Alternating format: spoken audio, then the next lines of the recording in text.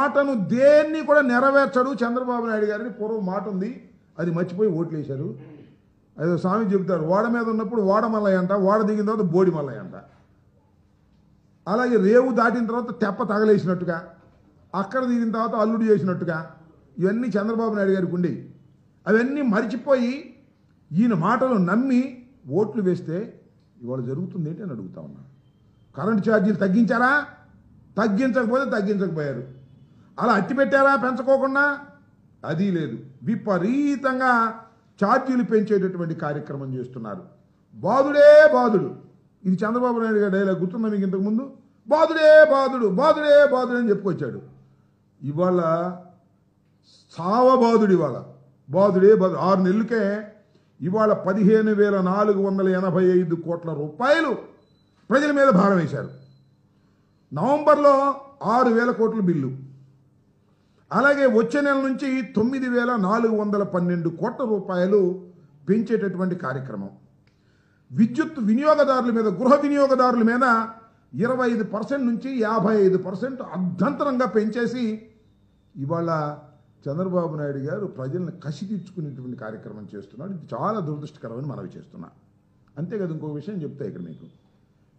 Smart మీటర్లు బిగిస్తున్నాం YSR Congress party అధికారంలో ఉన్నప్పుడు. స్మార్ట్ మీటర్లు బిగిస్తే రైతులకు అన్యాయం జరిగిద్ది అన్నారు.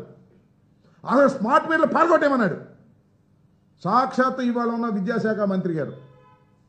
రైతులు ఏమి హెచ్చరించారంటే, రెచ్చగొట్టారంటే స్మార్ట్ మీటర్లు పగలగొట్టేసేయండి, స్మార్ట్ మీటర్ల వల్ల నష్టం జరుగుతుంది, జగన్మోహన్ రెడ్డి గారు రైతులకు ద్రోహం చేస్తున్నాడు కాబట్టి పగలగొట్టేయమన్నారు. వాళ్ళు ఏం చేస్తున్నారండి నాకు అర్థం కాలే. మళ్ళా ఇవాళ స్మార్ట్ మీటర్లు బిగించేటటువంటి కార్యక్రమం చేస్తున్నారా లేదా ఈ ప్రభుత్వం? ఇవాళ దానికి సమాధానం చంద్రబాబు నాయుడు గారు చెప్పాలంటున్నా. చంద్రబాబు నాయుడు గారే కాదు, స్మార్ట్ మీటర్లు పెడితే పగలగొట్టేయమని రైతులను రెచ్చగొట్టినటువంటి నారా లోకేష్ గారు దీనికి ఏమి సమాధానం చెప్తారో ఇప్పుడు చెప్పాలని కూడా ఈ సందర్భంగానే మనవి చేస్తున్నా. విపరీతమైన బాధుడు కార్యక్రమాన్ని ఇవాళ రాష్ట్రంలో చంద్రబాబు నాయుడు గారు ప్రవేశపెట్టబోతున్నాడు. అంతేకాదు, విన్నారు కదా మధ్య రోడ్లు, హైవేలు కాదు, ఇక గ్రామాల్లో ఉన్న రోడ్లు కూడా పబ్లిక్ ప్రైవేట్ పార్ట్నర్షిప్ మీద పిలవబోతున్నారు. కొన్ని రోడ్లు సెలెక్ట్ చేసుకున్నారు. అంటే కారు బయటకు తీస్తే టోల్ కట్టాల్సిందే, హైవే ఎక్కాల్సిన అవసరంలా. జిల్లా రోడ్లకైనా, పంచాయతీ రోడ్లకైనా, ఆర్ఎండ్బి రోడ్లకైనా, దేనికైనా టోల్ కట్టాల్సిందే. ప్రభుత్వానికి ఏం సంబంధం? పబ్లిక్ ప్రైవేట్ పార్ట్నర్షిప్తో దోచిపెట్టేటటువంటి కార్యక్రమాలు చేస్తున్నారు. ఇది సంపద సృష్టించడం అంటే. కారు ఉన్నవాడి 10 దగ్గర కారు బయటకు వస్తే టోల్ గేట్ వేసి, టోల్ వేసి సంపద సృష్టించేటటువంటి కార్యక్రమం చేస్తున్నాడు. నిజంగానే చంద్రబాబు నాయుడు గారు ఏదో సంపద సృష్టిస్తాడు, ఎకానమీలో చాలా గొప్పవాడు, హైదరాబాదును అభివృద్ధి చేశాడు, డబ్బా కొడుతూ ఉంటాయి ఈనాడు, ఆంధ్రజ్యోతి ఒక పక్కన డబ్బా కొట్టే కార్యక్రమాలు చేస్తుంటే అది నిజమేనని అమాయకులు నమ్మి ఓట్లు వేస్తే సంపద సృష్టించడం కాదు, సంపదను దోచుకునేటటువంటి కార్యక్రమం ఇవాళ చంద్రబాబు నాయుడు గారు చేస్తున్నారు. 40 సంవత్సరాల ఇండస్ట్రీ అంటాడు.